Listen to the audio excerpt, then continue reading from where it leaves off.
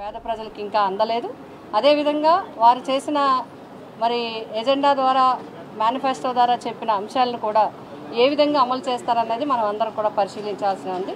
దానికి ముందుగా మరి పార్టీ పరంగా ఈ యొక్క వైఎస్ఆర్సీపీ పార్టీ పరంగా మరి గ్రామ స్థాయి నుంచి బూత్ స్థాయి నుంచి కూడా కమిటీలన్నింటినీ కూడా నూతనంగా ఏర్పాటు చేసి రాష్ట్ర స్థాయి మరి జిల్లా స్థాయిల వరకు కూడా అన్నీ కూడా ఏర్పాటు చేసి రాష్ట్ర స్థాయి కమిటీని కూడా వేసి మరి అందరినీ కూడా ప్రజలకి అండగా ఉండే విధంగా సమాయత్తం చేయటం, నాయకులందరినీ కూడా క్యాడర్కి కార్యకర్తలకి వారితో అండగా ఉండే విధంగా సమన్వయం చేయటం అనేది ఈరోజు ప్రధాన అంశంగా డిస్కస్ చేయటం జరిగింది. మరి చాలామంది వారి అభిప్రాయాలను కూడా వ్యక్తం చేసి సలహాలు సూచనలు కూడా చేయటం జరిగింది. ముఖ్యమంత్రి గారు కూడా మీకు ఏదున్నా కూడా పార్టీ నేను మరి జగన్మోహన్ రెడ్డి గారి ద్వారా మాకు మరి అందరికీ కూడా ఒక సందేశం ఇవ్వడం జరిగింది.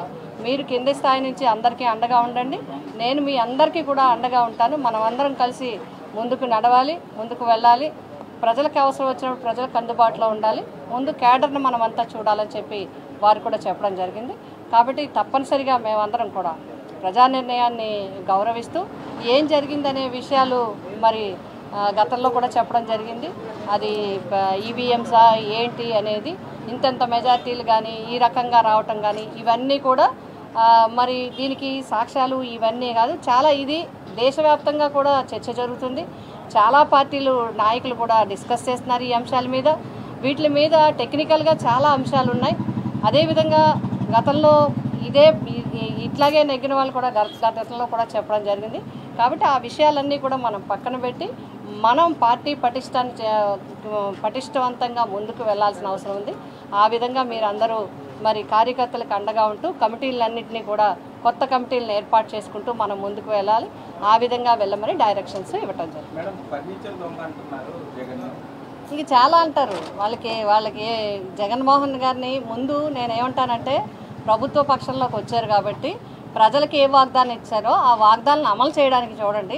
ప్రతిపక్షాల మీద అక్కర్లేని నిందలు అపార్థాలు వేసి వాటి మీద రాజకీయం చేసి వాటిని ద్వారా మెయిన్ వార్తలుగా చేసి చేయొద్దని నా విజ్ఞప్తి.